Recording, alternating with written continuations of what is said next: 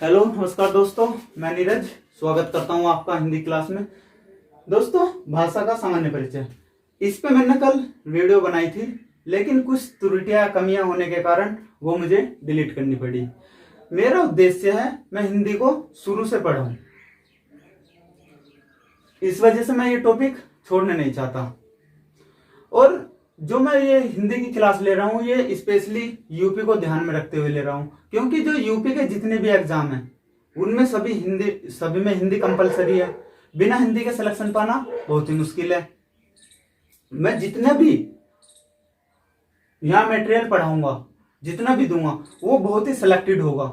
Selected होने के साथ साथ बहुत ही इंपॉर्टेंट होगा, क्योंकि मैंने भी बहुत कई स्रोत से ये इकट्ठा किया हुआ है, कई स्रोत से लिया हुआ है, तब मैं आपको ये पढ़ा रहा हूं स्वयं पढ़कर। बात करते हैं भाषा की। भाषा क्या है? तो भाषा है, भाषा शब्द भाष धातु से बना है, जिसका शाब्दिक अर्थ होता है विचार प्रकट करना। अब विचार क्या होते हैं? विचार होते हैं हमारे मन के भाव, और इन मन के भावों को जब हम दूसरों तक पहुंचाते हैं, जिस साधन या माध्यम के द्वारा दूसरों तक पहुंचाते हैं, वही माध्यम और साधन ही भाषा का काम करते हैं। तो परिभाषा क्या हो गई? भाषा भाष धातु से बना है, जिसका शाब्दिक अर्थ होता है विचार प्रकट करना। विचार क्या होते हैं? मन के भाव। मन के भावों को जब हम किसी माध्यम से, किसी साधन से दूसरे तक पहुंचाते हैं, वे माध्यम और साधन ही भाषा है। ठीक, अब बात करते हैं भाषा का विकास क्रम क्या है, मतलब भाषा किस तरह से चलती है। तो जो भाषा का विकास क्रम है, सर्वप्रथम भाषा के विकास क्रम में आता है सुनना। जब बच्चा छोटा होता है, वहां से ही बहुत अच्छे से समझ में आएगा, बच्चे के एग्जाम्पल से ही।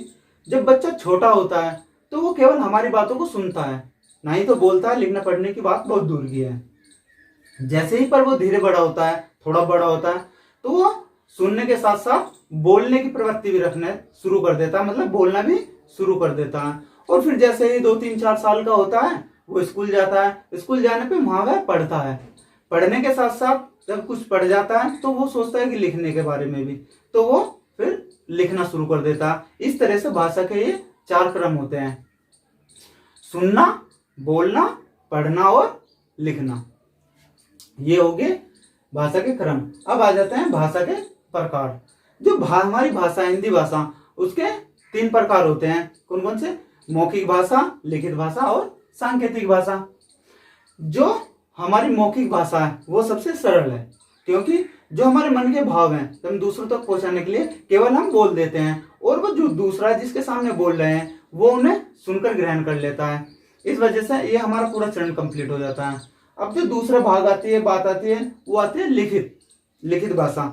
जो हमारे मन के भाव होते हैं उनको हम बोलकर ना प्रकट करके लिखकर दूसरे तक पहुंचा देते हैं, और वो उन्हें पढ़कर ग्रहण कर लेता है। तो ये हमारा दूसरा प्रकार है, वो कंप्लीट हो जाता है। अब बात कर लेते हैं सांकेतिक की।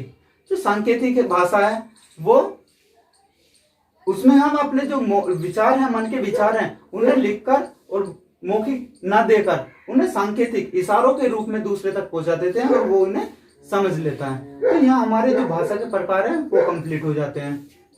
अब बात करते हैं लिपि की। लिपि क्या है? भाषा को लिखित रूप में लिखने के लिए हमें लिपि की आवश्यकता होती है। भाषा को लिखित रूप में लिखने के लिए हमें लिपि की आवश्यकता होती है। लिपि क्या करती है? लिपि उसको चित्रित करती है। ठीक है, ये हो गया लिपि। अब बात करते हैं भाषा के जो दृष्टिकोण है। भाषा के दृष्टिकोण क्या है? तो जो भाषा के दृष्टिकोण है वे 3 दृष्टिकोण है। मतलब जो भाषा की शुरुआत कैसे हुई है, तो उसमें दृष्टिकोण में सबसे पहले आ जाता है ऐतिहासिक दृष्टिकोण। ऐतिहासिक दृष्टिकोण के बाद भौगोलिक दृष्टिकोण, भौगोलिक के साथ आ जाता है फिर राजनीतिक दृष्टिकोण। अब इन तीनों पर चर्चा करते हैं। जो हमारा ऐतिहासिक दृष्टिकोण, ऐतिहासिक का मतलब होता है इतिहास से संबंधित। तो हमारी जो हिंदी भाषा वो इतिहास से किस प्रकार संबंधित है? तो जब हमारे देश में आर्यों का आगमन हुआ था, उस समय की हमारी जो भाषा थी हमारे देश की, वो कौन सी थी? संस्कृत भाषा थी। संस्कृत को आदिजन्य कहा जाता है, मतलब जो संस्कृत है वो सभी विषयों की माँ है, सभी विषयों की जन्य है। बहुत इंपॉर्टेंट क्वेश्चन है, आते हैं, और ये क्रम तो कई बार पूछे गए हैं एग्जाम में। संस्कृत भाषा के दो रूप प्रचलन में थे उस टाइम पे। कौन सा? वैदिक भाषा और लौकिक भाषा। जो वैदिक भाषा थी, वैदिक भाषा हमारे जो है ग्रंथों की भाषा थी। वैदिक भाषा हमारे ग्रंथों की भाषा थी। और जो लौकिक भाषा थी, लौकिक भाषा वो आम बोलचाल की भाषा थी। वैदिक भाषा में तो हमारे वेद पुराण आदि ये लिखे गए थे। बहुत ही हार्ड भाषा थी, इसलिए इसे कोई बोलना पसंद नहीं करता था। मनुष्य की प्रवृत्ति क्या होती है? वो कठिन को सरल में बनाने की प्रयत्न करता रहता है, और यही क्रम चलता रहा। लौकिक के बाद फिर पाली भाषा आई। पाली बहुत इजी भाषा थी अकॉर्डिंग टू लौकिक भाषा के, लेकिन पाली भी बहुत कठिन थी। आज तक भी इसके वो पढ़े नहीं गए हैं, श्लोक वगैरह हैं। पाली के बाद प्राकृत भाषा आई। प्राकृत के बाद अपभ्रंश आई। यहां से फिर हमारा दूसरा भौगोलिक शुरू हो जाता है, क्योंकि ये क्षेत्र विशेष की बोली यहाँ से भाषा आ जाती है। अपभ्रंश दो भागों में बढ़ जाती है, शोरसैनी अपभ्रंश और अर्धमागधी अपभ्रंश।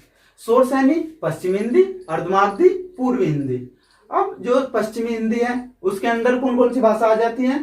खड़ी बोली, ब्रज भाषा, हरियाणवी के अंतर्गत आ जाती है बंगारू के बाद आ जाती है कन्नौजी और बुंदेली। जबकि पूर्वी हिंदी के अंतर्गत कौन कौन सी आती है? अवधी, बघेली और छत्तीसगढ़ी, इसके अंतर्गत ये आ जाती है।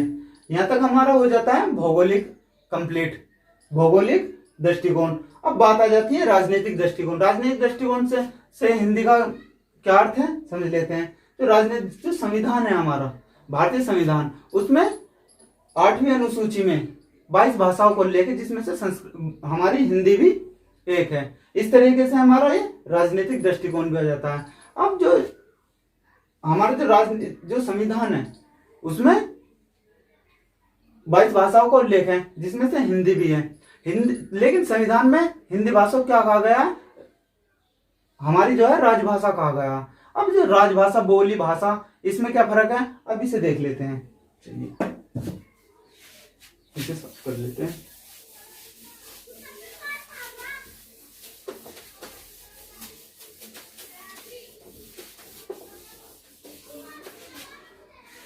अब ये कई तरह के कितने तरह से हैं? एक तो है हमारी बोली,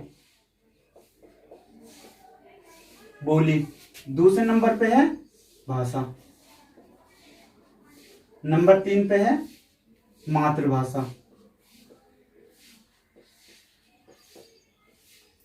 नंबर 4 पे है राजभाषा, और नंबर 5 पे है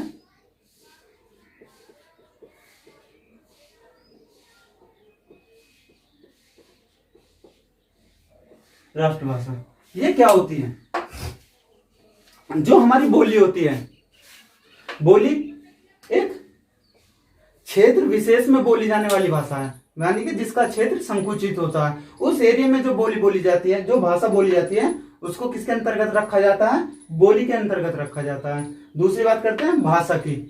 जब बोली का क्षेत्र संकुचित न रहकर विस्तृत होने लगता है, थोड़ा बढ़ जाता है, तो जो उस एरिया में जो भाषा बोली जाती है वो किसका रूप ले लेती है? भाषा का। यानी कि बोली का विस्तृत रूप ही भाषा है। अब ये मातृभाषा क्या है? मातृभाषा हमारे घर परिवार और हमारे समाज की जो भाषा होती है वो हमारी मातृभाषा के अंतर्गत आती है। अब राजभाषा क्या होती है? राजभाषा एक राष्ट्र की वह भाषा होती है जिसमें शासन संबंधी सभी कार्य उस भाषा में किया जाता है। तो वो जो जिस भाषा में किया जाता है वो उस राष्ट्र की राजभाषा होती है। मतलब जिस राष्ट्र का शासन संबंधी कार्य जिस भाषा के अंतर्गत किया जाता है वो होती है उस राष्ट्र की राजभाषा। हमारा जो शासन संबंधी सभी कार्य है, जो कार्यालय हैं, गवर्नमेंट कार्यालय हैं, सरकारी कार्यालय हैं, उसमें जो हमारी भाषा जो लिखी जाती है वो हिंदी भाषा है। तो ये हमारी राजभाषा है। नंबर 5 राष्ट्रभाषा क्या होती है? जो एक राष्ट्र के अंतर्गत, एक देश के अंतर्गत सर्वाधिक क्षेत्र में, मतलब बहुत अधिक क्षेत्र में जो भाषा सबसे ज्यादा बोली जाती है, एक देश के अंतर्गत जो सबसे अधिक भाषा बोली जाती है वो होती है राष्ट्रभाषा। आई होप आप पांचों को समझ आ गया होगा और आशा करता हूँ ये क्लास भी आपको समझ आई होगी। अभी फर्स्ट टाइम है तो अपना सपोर्ट करें, क्योंकि हेजिटेशन सबको होती है देखो। तो इसमें आप आशा करता हूँ कि आपको क्लास अच्छी लगी होगी। अच्छी लगी हो तो कृपया से शेयर, सब्सक्राइब और लाइक करें। Thank you.